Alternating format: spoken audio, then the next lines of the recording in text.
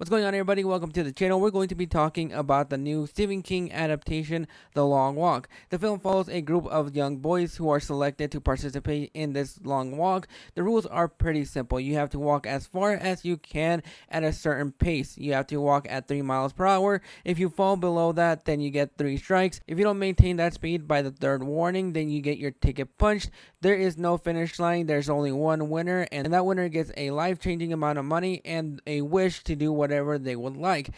I've been really excited for this movie because the trailers have me really interested. I am somebody that has not read the book, so I'm not going to be comparing and contrasting, and even if I did, I wouldn't compare and contrast all that much. So if you're looking for somebody's opinion on this movie that has read the book, then you're probably in the wrong place, but I will do my very best to answer as many non-spoiler questions as I possibly can. I am giving my opinions as somebody that has never read the book, and is probably going to be catering towards the general audience that also has never read the books. But if you have read the books, let me know down in the comments if it changed too much or if it didn't change all that much.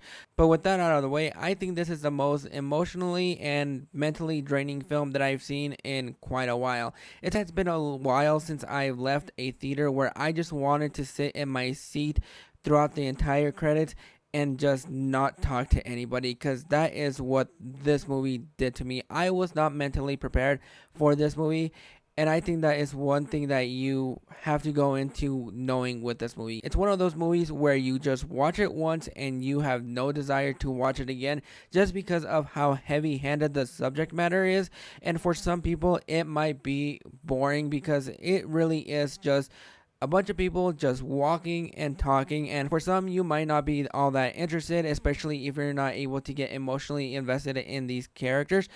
But if you are able to get emotionally invested in these characters, then I think you are going to be fully satisfied with this movie, because it is just a heavy movie. The film is led by Cooper Hoffman. He is the late Philip Seymour Hoffman's son, and he carries this movie to perfection. As soon as the movie begins, you're introduced to his character bit by bit, and as soon as the movie begins, you can immediately tell that this is a parent's worst nightmare. Not just anybody that is participating in this long walk, but if you are a parent, this is going to be a heavy film, because the movie begins with Judy Greer saying goodbye to her son, and just emotionally, that moment, that is where it immediately gets you hooked in, especially if you are a parent. This is going to be one of the most emotionally draining experiences you can probably have in a theater in quite a while. And as soon as they're saying their goodbyes, you know exactly what kind of movie you're going to be into. Then you get introduced into the characters. One of the characters is played by David Johnson. I do apologize if I butchered the name, but he was in last year's Alien Romulus. And you have Ben Wang, who was just in the Karate Kid Legends. And so you get introduced into who is going to be participating in this long walk. You get introduced into their chemistry, their bond together. And the one thing that this movie needed to do was get you invested in these characters, because you're going to be following them for an hour and a half. The movie's about an hour and 42 minutes without credits. And so you're supposed to be emotionally invested in these characters. And everybody is bringing their A game to bits, especially even some of the side characters who are there just be cannon fodder. Everybody has wonderful chemistry with one another, and I think that are the selling points. You get invested into these characters. They build a nice brotherhood together so that you are able to root for them, even though you know one of them is going to be winning and not everybody is going to make it out alive. And there are going to be a lot of comparisons to the Hunger Games, especially since you have Francis Lawrence, who was directing this film, and he directed the last 1500 Hunger Games films, and he's going to be directing Sunrise on the Reaping next year. So there is going to be a lot of comparisons to the Hunger Games. There is that Hunger Games feel, especially since this long walk is broadcast to everybody in the United States.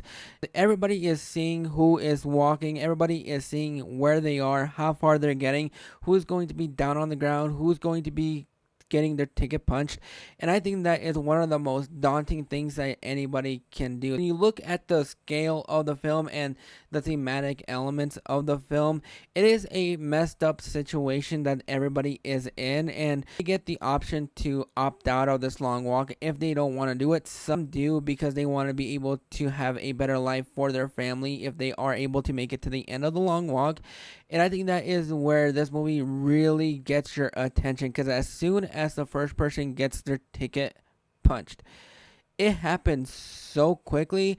And for me, I did not see this moment happening because I've only seen one trailer. So I tried to stay as far away from the trailers as much as I possibly could. And I am so glad that I did, because a lot of these moments are really shocking. Just the way that some of these characters go out. It's not the most graphic that I've seen in any movie ever, but it does have a great amount of gore and a lot of images that are going to be just stuck inside your head for the end of time. This is a movie that once you leave the theater, all the emotions are just going to just fill the void, because it feels like you are going on this long walk. You are invested in all these characters, and it does feel like you're going on this long walk with them, so that once we get to the ending and the credits start to roll, you can finally have that breath of release, knowing that it's all over, but everything that you've experienced, probably something you have never wanted to see ever. Just the way that some characters go out, it is haunting and chilling that some of the images are still stuck in my head,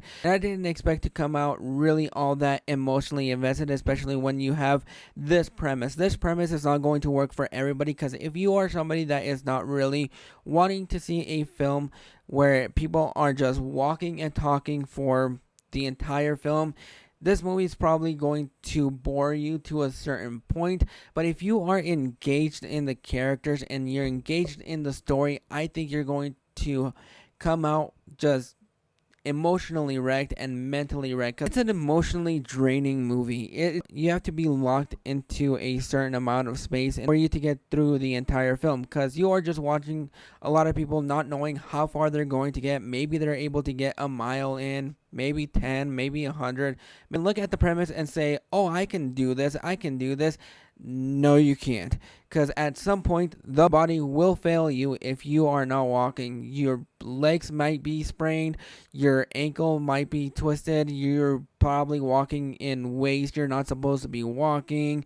You're probably going to get dehydrated, because even though they do replenish them, they don't have a limited amount of source for them to keep going, and you have no idea how far this long walk can be, because the rules are simple. Walk as far as you can at 3 miles per hour. If you fall below that and you don't maintain that speed after the third warning, then you basically get your ticket punched. This is a night and day kind of competition. There is no time for you to breathe. If you stop to tie your shoelace, they will start giving you your 3 warnings, and if you don't get up by the time they reach 3, you're gone. So you can look at the premise and say, oh, I can do this. It's not going to be that hard. It's going to be pretty simple. Maintain that speed. Please, I can do this in my sleep. No, you can't. At some point, you're probably going to have to give out, especially since this is a round the clock thing. You're not sleeping. If you do, probably not going to be able to maintain that speed, because you're trying to get some sleep, and then you get your ticket punch. So you can look at the premise and say, I can do this. No, you can't. I would not be able to last probably 60 miles. At some point, I'm just probably going to call it quits and say, hey, you know what? I give up.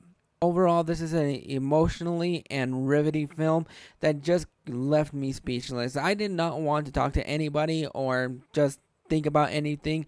I wanted to just sit there in silence, because as soon as the movie ends and the credits start to roll, you're finally able to breathe a sigh of relief that it's finally over. It does feel like you are on this long walk with everybody, and it's just absolutely great. It is thrilling. The characters are delightful, even though you do try not to get too emotionally attached to these characters, because you have no idea who is going to get the ticket punch. You have no idea who is going to make it to the end.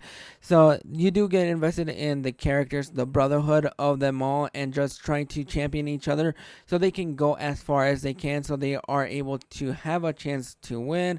Mark Hamill as the general, even though he doesn't have a lot of screen time, You do feel his presence throughout the entire film, and he is just absolutely god awful. But those are my thoughts on The Long Walk. Let me know down in the comments below if you've seen this movie or if you are a fan of the book. Drop those thoughts in the comments below, and we'll catch you guys for the next video.